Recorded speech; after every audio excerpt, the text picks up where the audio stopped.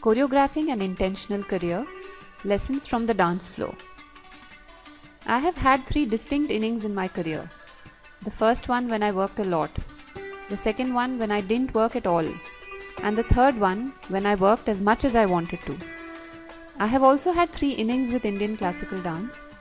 The first one when I danced a lot, the second one when I didn't dance at all, and the third one when I danced as much as I wanted to, and my 2 daughters also joined me. In fact, all the photos and videos that you will see are of my daughters as we went through various rehearsals and performances of Odissi dance. But the similarities between dance and a career have struck me only lately, and I would like to demonstrate these to you.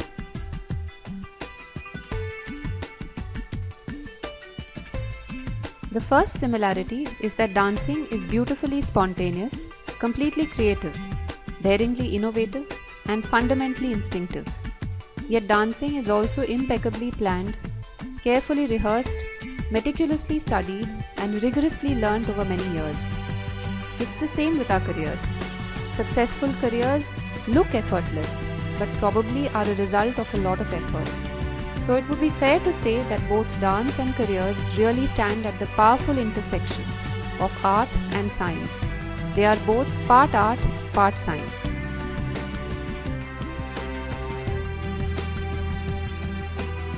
There are 2 types of dancers, those who discovered and fell into dance by accident, and those who always knew it was their passion and went behind it with singular focus and energy.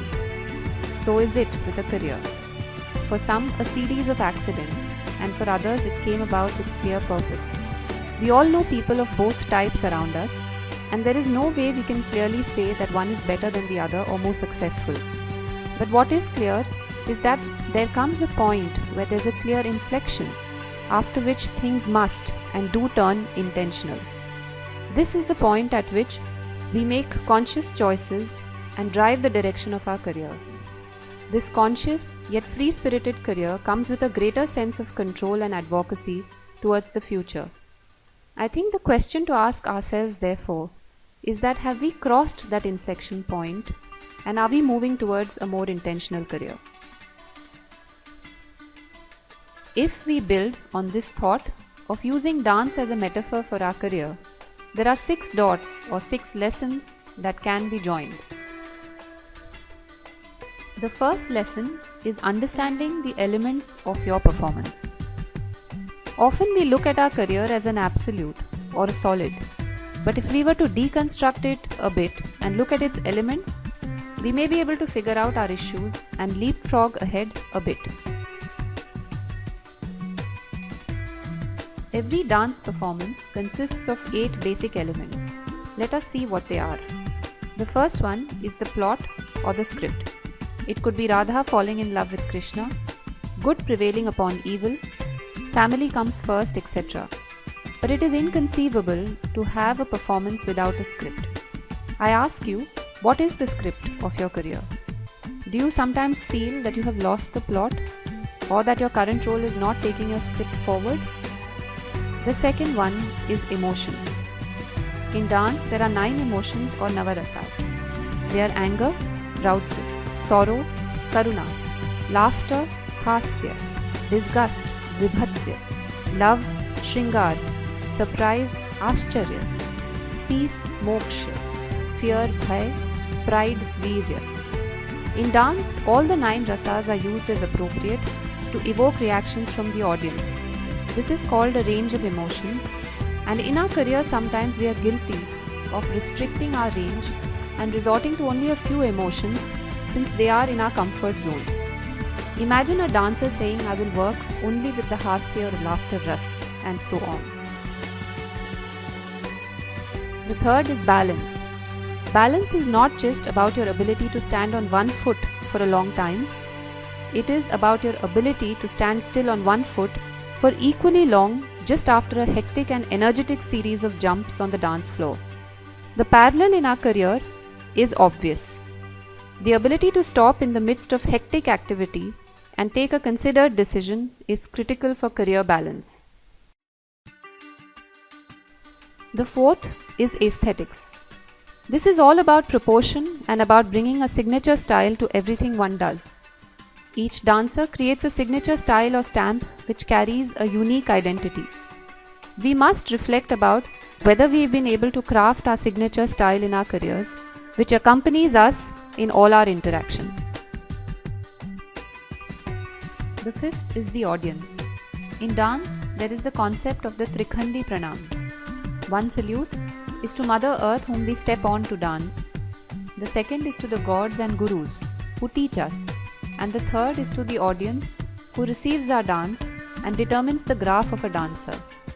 Our careers also have an audience, and every so often we tend to take them for granted, which is really the death knell for many an artist. Who is your audience?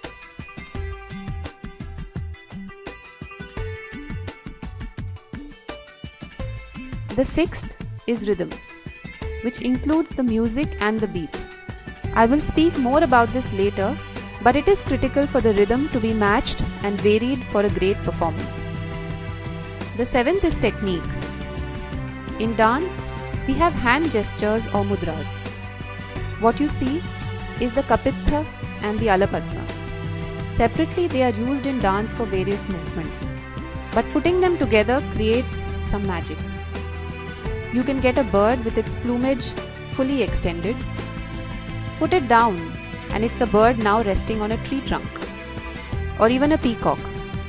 Practicing and developing a repertoire of techniques which you can mix and match at will is a useful way to elevate a performance.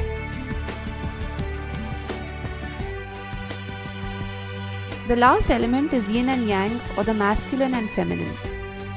In Odissi, there are two basic sets. One is the Chauka, which is completely masculine. It's about strength, linear and strong. The second is the Tribhangi, which is feminine, curvy and graceful. Do you imagine that male dancers perform only the Chauka and female dancers only the Tribhangi? That's out of the question. Both men and women seamlessly move between the two depending on the requirements of the dance. So this entire debate about masculine traits and feminine traits in a career, or the distinctions drawn between specialist roles, line roles, project roles, is perhaps quite meaningless, and one needs to flex between all the traits that are required for a career performance. And by the way, which do you think is easier or taught first? Is it the Chauka or the Tribhangi? It's actually the Chauka. So take a good hard look at your career, break it down into its elements, and see which of the elements do you need to strengthen. The second dot we can join from dance to a career is the evolutionary journey of an amateur to a professional. You have amateurs who practice till they can get it right. Then you have professionals who keep practicing till they can't get it wrong. And you have professional amateurs. The tragedy of our times is that most of us are content being just professional amateurs in our careers. Dance training can be divided into two distinct stages: Nritya, simply movements in time and space, and Nritya, dance with expressions that evokes an emotional reaction from the audience. The first stage is the grammar, which is taught for 4 to 5 years, after which the Nritya training begins. Nritya is often tedious because it is like learning grammar, and most people drop off at this stage of the training itself. But if they just stayed put through it all, they would reach the Nritya stage, where the poetry begins. We have also in our careers got to cultivate the grit required to transcend from the Nritya to the Nritya.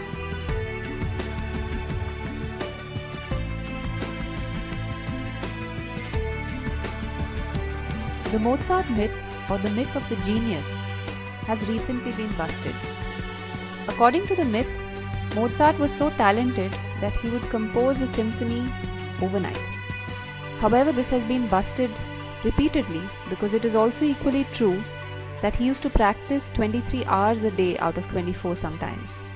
So talent counts for a lot, but combined with training, it packs a heavy punch. In dance, there is a concept called Manch Pravesh, or stage entry.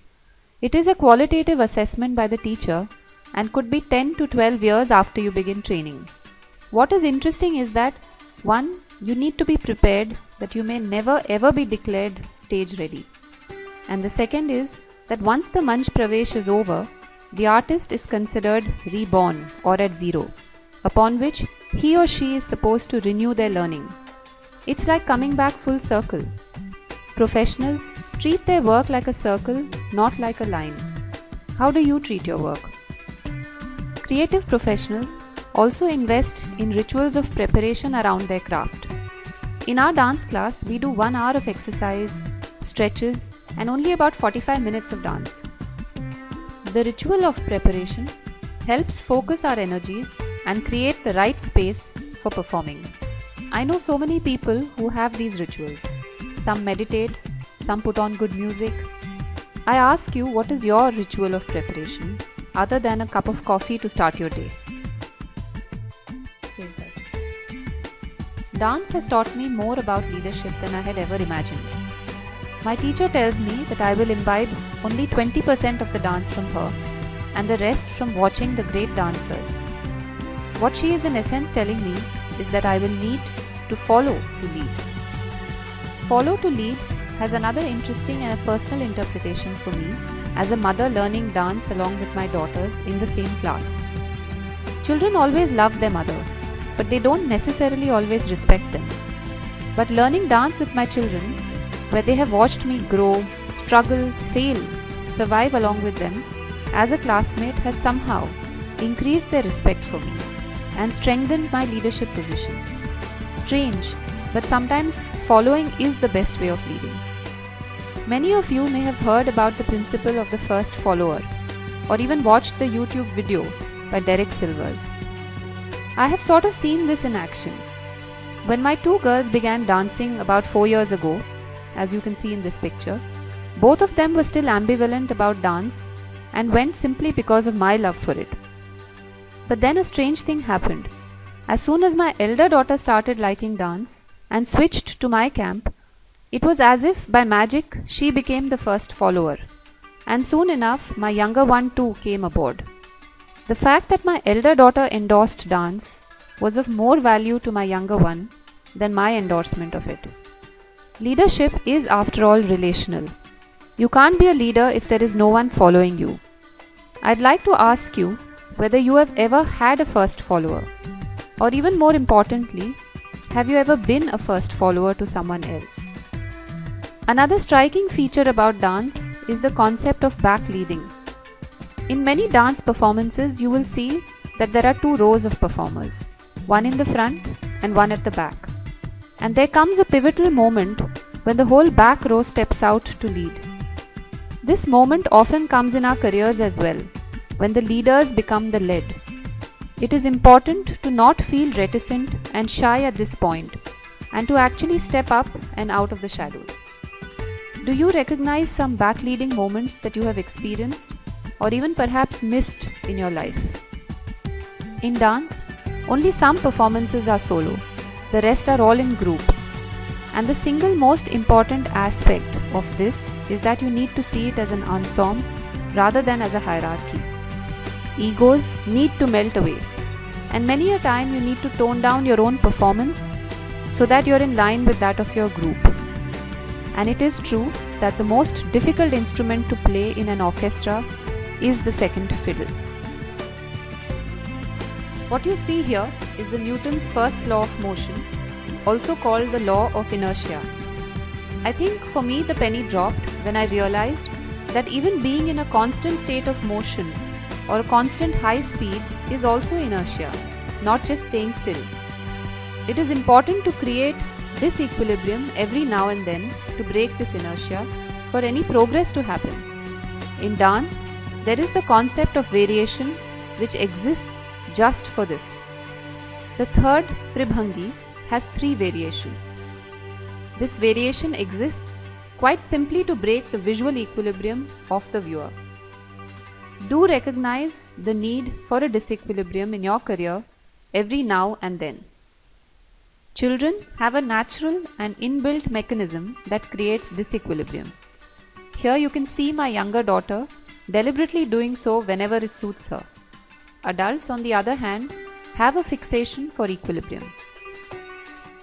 In every dance class, we spend what I thought to be a disproportionate amount of time figuring out the rhythm or tal beneath each move. It used to always leave me wondering till I figured out why. Let's take the most basic tal called the ek tal. Ta, ik, thi, na, ka, thi, ni, ta. Ik, thi, na, ka, thi, ni, ta. Ik, thi, na, ka, thi, ni, ta. Ik, thi, na, ka, thi, ni, ta. Ik, thi, na, ka, thi, ni, ta. Ik, thi, na, ka, thi, ni, ta. Thi, na, ka, thi, ni, ta. Thi, na, ka, thi, ni, ta. Thi, na, ka, thi, ni, ta. Thi, na, ka, thi, ni, ta. Thi, na, ka, thi, ni, ta. Thi, na, ka, thi, ni, ta. Thi, na, ka, thi, ni, ta. Thi, na, ka, thi, ni, ta. Ik, thi, na, ka, thi, ni, ta. Do you notice that the hands are moving at a constant speed and it is only the bowl or the words or tempo that is going fast or slow? The fundamental truth here is that if you stay connected to the rhythm beneath, you will never goof up on the moves. The reverse is not true. Equally, the tempo in a dance is always shifting to keep pace with the script, and you will rarely see a good performance conducted at the same pace. How boring would that be? Sometimes the tempo is up and sometimes it's a lot slower. The career message here is that perhaps even in our own careers, we must stay connected to the rhythm rather than to the individual roles or moves that we perform. And we must match the tempo according to our larger life script. If there is a need to slow down, we must. Even take a break perhaps. And if there is a need to speed up, then that too. And finally, people speak about managing conflict in a career. I would encourage you to go a step further and deliberately orchestrate conflict and drama, because there is no good story without conflict. In the recent Disney movie called Planes, Dusty, the tiny crop duster aircraft, dreams of winning the World Grand Prix Flying Championship, despite everyone telling him that he is not built for it. And it's a Disney movie, so hey, guess what? He does. Conflict forces us to become bigger than who we are. We all come in boxes with our constraints. Some small boxes, some bigger. But conflict helps us to make our boxes just that little bit bigger.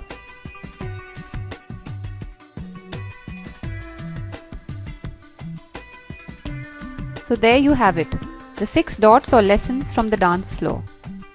Deconstruct the elements of your performance. Move towards professional mastery. Follow to lead. Create disequilibrium of motion. It's all about the rhythm. Drama and conflict is quite good.